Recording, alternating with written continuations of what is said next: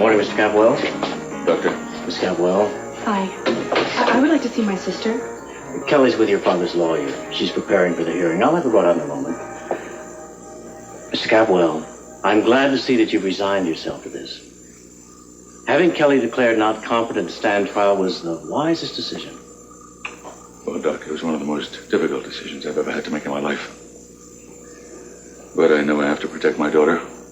And I have been told that defending her would be difficult if it came to trial. I can assure you she'll be in good hands. I'm personally going to supervise her treatment. I'll see if I can bring her out now. Thank you.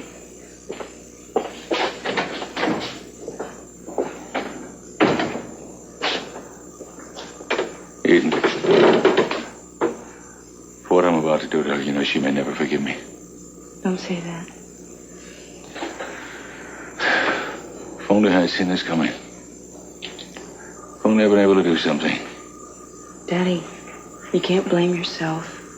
There's no way in the world you could have known something like this would have happened. There's a lot I could have understood sooner. Not just about Kelly. About you and Kirk. Good morning. Hi. I take it the hearing hasn't begun yet? No, it hasn't. And I'd appreciate your escorting your young friend out of here before it does. CC, it's not necessary to have... Nick, I have heard from Dr. Rawlings that this young man abused my daughter's trust by involving himself in her life and her problems without telling her he was a doctor. That's not what happened. I was just trying to be your friend. CC, he helped her. Kelly knows that. He is one of the few people she really trusts right now. All the same, he is forbidden to see Kelly, so I want him out.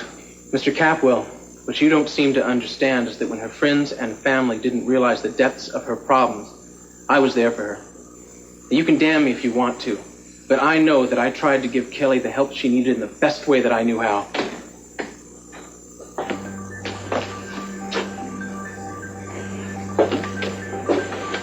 Jonathan, I'm so glad you're here. You promised to stay with me this time?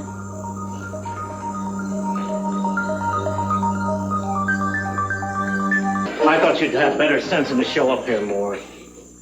I told you to stay away from her.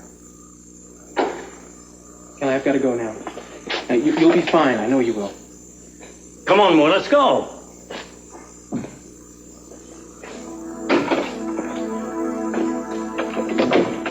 Kelly? Honey? Brought you a visitor? Hi, Kelly. You all right? It must be awful going through all this, but I know what you're feeling. We're all here for you. I love you.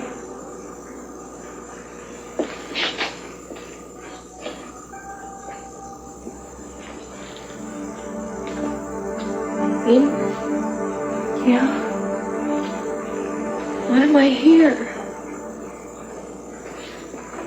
Do I have to have your medical license revoked to make you leave my patient alone? What are you giving her? She's over-medicated. I guess I do. Don't worry about anything. Daddy and I were going to make sure that nothing bad happens to you. I think we should all be getting into the hearing now. Sorry. You ready, honey?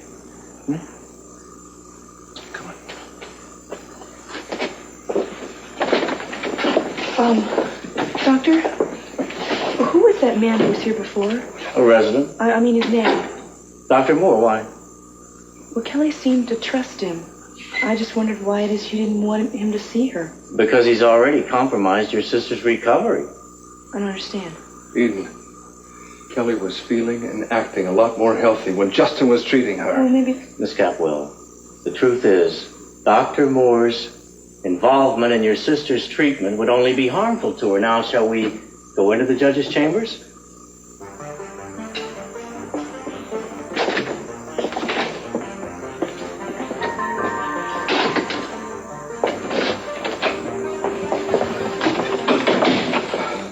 Are they in with the judge yet? Yeah. How was she?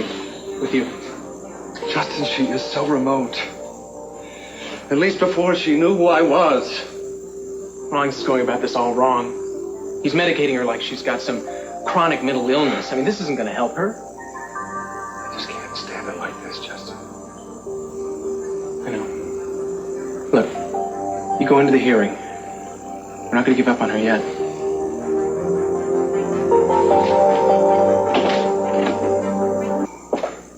Yes, I suppose I could have. Hello, Santana. Cruz? How did Kelly's hearing go? The judge declared her unfit to stand trial. She's in a bad way. Come, please.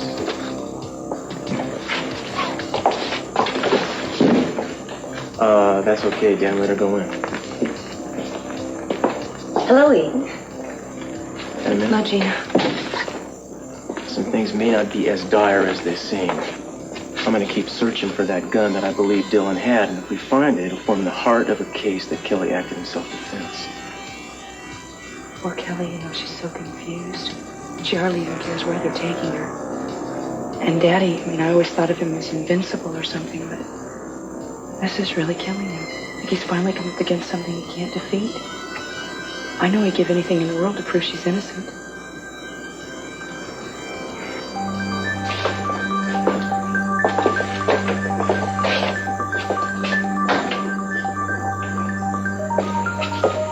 Nick, I've got an idea. Now, look, Rawlings is going to be tied up with the commitment papers for a while, all right? So all we have to do is sneak into the hospital as visitors before he arrives with Kelly. I'm with you. Let's go. Okay. Come in. I didn't mean to interrupt. I thought you'd be through. That's okay. Would you leave us alone here, please, Danny? So, Cruz, are we through? Oh, I'm sure there's a lot more you could tell me, Kirk. But I guess I'm going to have to let a lot of it go to prison with you. You have such a vivid imagination. Oh, indeed I do. For instance, I keep thinking about that accidental explosion at the Capwell cabin. The one that almost killed Mark McCormick. It occurs to me it might have been intended for someone else. Your wife, perhaps. Or your wife and myself. Have you checked your locker at the bus station lately, Cruz? Eden, you know, I may have concealed some evidence about what Gina did to CC, but your knight in shining armor here, he did the same thing. He hid the dress that Gina wore that night and the scrap of it that was found in CC's room. You know, he thought it was yours. I guess he was doing it to try and protect you, but the fact is that if he had come forward with that piece of evidence, he would have found out that the dress did not fit. It was a copy, Cruz, and it would have led you straight to Gina.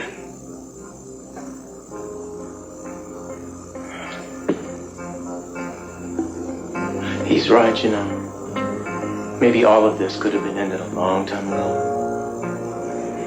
I know why you did it. Please.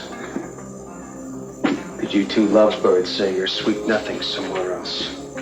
Isn't it enough that you're sending me off to prison where I won't be in the way? Why don't you save the jealous husband routine, pal? This whole sordid mess came down because you saw a chance to rip off somebody who was rich and beautiful. That's the only reason.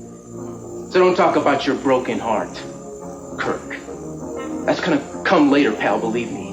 When it finally dawns on you that you could have made a life with this incredible woman. But you fool.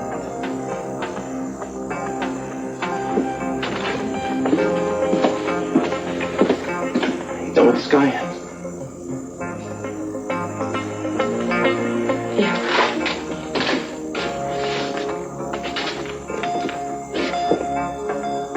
Well, Kurt, this is the last time you and I will be face to face. And I just want to... Yeah, well, I bet you're pretty happy about that, aren't you, Eden? Well, that's fine. Because you know what? I have a lot of things that I'm happy about, too. For instance, I'm very secure in the knowledge that you and Cruz will never be together. He's married, Eden. It's too late.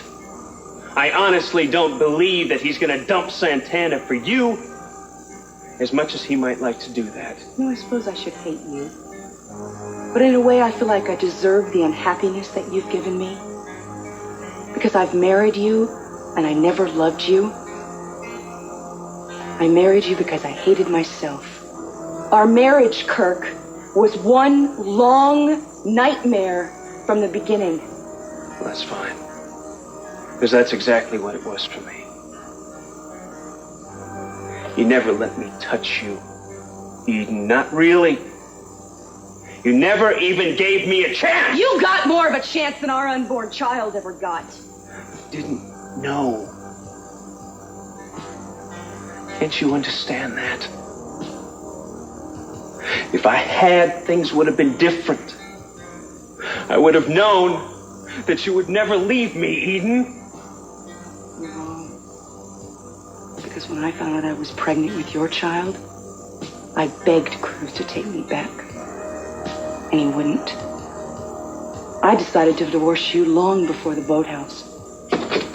He never did take you back, huh? Well, you want to know something, Eden? He's never going to. You want to know why? Because his marriage is forever. And that's a long time. Get him out of here, Danny.